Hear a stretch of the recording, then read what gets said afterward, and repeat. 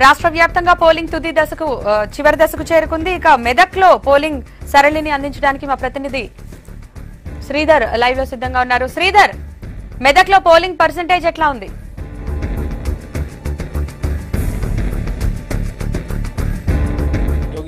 మెదక్ లోక్సభ పరిధిలో ఇప్పటికే 3 గంటల సమయానికి 62% పోలింగ్ నమోదైనట్టు అధికారులు చెప్తున్నారు. దాంతోపాటు ఉమ్మడి మెదక్ జిల్లాలోనే జైరాబాద్ పార్లమెంట్ పరిధి కూడా ఉంటుంది. ఈ పార్లమెంట్ పరిధిలో 63% పోలింగ్ నమోదైనట్టు కూడా అధికారులు 3 గంటల వరకు ఉన్న లెక్కల ప్రకారం డేటా విడుదల చేశారు. మరో కొద్దిసేపట్లో అయితే 4 గంటలకు వచ్చే అంటే పర్సంటేజ్ కూడా చెప్పనున్నారు. మొత్తం మీద ఇటు ఉమ్మడి మెదక్ జిల్లాలో ఉదయం నుంచి కూడా ప్రశాంతంగానే పోలింగ్ నడుస్తుంది. కొంత స్టార్టింగ్ సమయంలోనే ఇటు తూప్రాన్ వద్ద నాగసాన్పల్లిలో ఈవీఎంలు మొరాయించాయి. దాంతోపాటు నారాయణఖేడ్లో కూడా కొన్ని ఈవీఎంలు మొరాయించాయి. దాంతోపాటు కొన్ని ప్రాంతాల్లో ఈ ఎన్నికలను నిరసన గళాన్ని వ్యక్తం చేసేందుకు కొన్ని తమ సమస్యల పరిష్కారాన్ని చూసుకునేందుకు నిరసన వ్యక్తం చేసేందుకు వాడుకుంటున్న పరిస్థితి ఉంది. ఈ నేపథ్యంలో సిద్దిపేట జిల్లాలోని మద్దూరు మండలంలోని అర్జున్పట్ల గ్రామం తమ గ్రామం మద్దూరు మండలం నుంచి చేర్యాలకు కలపాలంటూ కూడా ఆ గ్రామ ప్రజలంతా కూడా తమ ఎన్నికలను బహిష్కరించారు. ఆ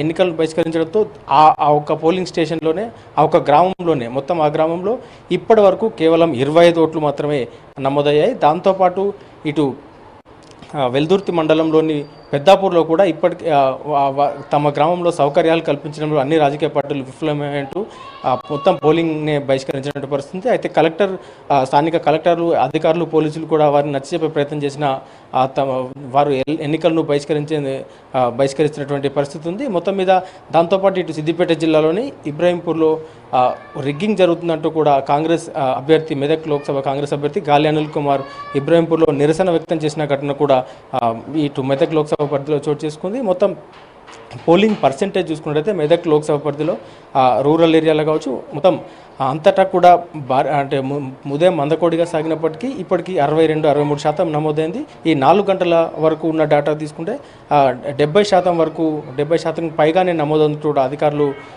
అంచనాలు వ్యక్తం చేస్తున్నారు. దాంతోపాటు ప్రధానంగా పటాన్ చెరువు ప్రాంతం కొంత అర్బనైజ్డ్గా ఉంటుంది. అక్కడ మాత్రమే పోలింగ్ పర్సెంటేజ్ చాలా తక్కువగా నమోదవుతుందని కూడా చెప్తున్నారు. ఇటు జైరాబాద్ పార్లమెంట్ పరిధి తీసుకున్నట్లయితే జైరాబాద్ పార్లమెంట్ పరిధిలో 3 అసెంబ్లీ నియోజకవర్గాలు ఈ ప్రాంతంలో ఉన్నాయి. వాటిలో నారాయణఖేడ్, ఆందోళ్, జైరాబాద్ ఉన్నాయి.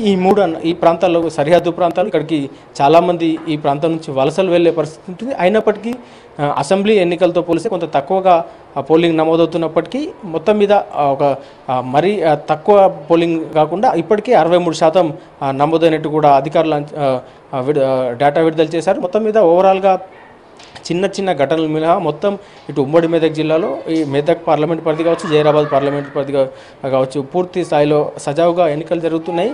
ఈ 1-2 ఘటనలు మినహా మిగతా అన్ని ప్రాంతాల్లో కూడా ఎలాంటి ఇబ్బందులు లేకుండానే ఎన్నికలు జరుగుతున్నటువంటి పరిస్థితి. మరికొద్దిసేపట్లో అంటే ఇంకా ఇప్పటికీ చాలా చోట్ల క్యూ లైన్లలో ఓటర్లు లైన్లో నిలబడినటువంటి పరిస్థితి ఉంది.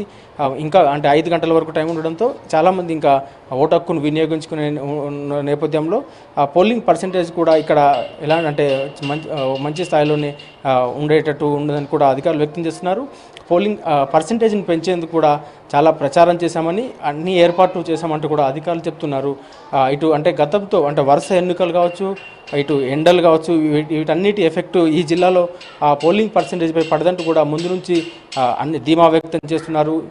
ప్రధానంగా ఇటు సిద్దిపేట జిల్లాలో మెదక్ లోక్సభ పరిధిలోనే ఇటు సీఎం కాన్స్టిట్యున్సీ గజ్వేల్ ఉండడము, దాంతోపాటు ఇటు మాజీ మంత్రి హరీష్ రావు ఉండడం కావచ్చు, వీరంతా కూడా ఈ మెదక్ లోక్సభ పరిధిపై ప్రత్యేక దృష్టి నెలకొంది. సీఎం కేసీఆర్ కూడా 11 గంటలకు చింతమడుకలో సతీ సమేతంగా వచ్చి ఓటు హక్కును వినియోగించుకున్నారు. దాంతోపాటు ఉదయాన్నే అంటే 9-10 గంటల లోపలనే ప్రధాన పార్టీల అభ్యర్థులందరూ కూడా తమ ఓటు హక్కును వినియోగించుకున్నారు. కొత్త ప్రభాకర్ రెడ్డి పోతారం విలేజ్లో ఆయన ఓటు హక్కు వినియోగించుకున్నారు. ఇటు గాలి అనిల్ కుమార్ అమీన్పూర్లో ఓటు హక్కు వినియోగించుకోవచ్చు. మొత్తం మీద కొంత ఉత్సాహంగానే ఇక్కడ పోలింగ్ ప్రారంభమైంది. మొత్తం చివరి నిమిషం వరకు కూడా పోలింగ్ పర్సెంటేజ్ ఎక్కడ తగ్గకుండానే మెదక్ జిల్లాలో కొనసాగుతున్నటువంటి పరిస్థితి ఉంది. యోగిత, శ్రీధర్, ముఖ్యంగా యువ ఓటర్ల రెస్పాన్స్ ఏంటి మెదక్ లో? అదే కాకుండా మొదటిసారి ఓటు వేసిన వారు ఏమంటున్నారు పోలింగ్ నిర్వహణకు సంబంధించి?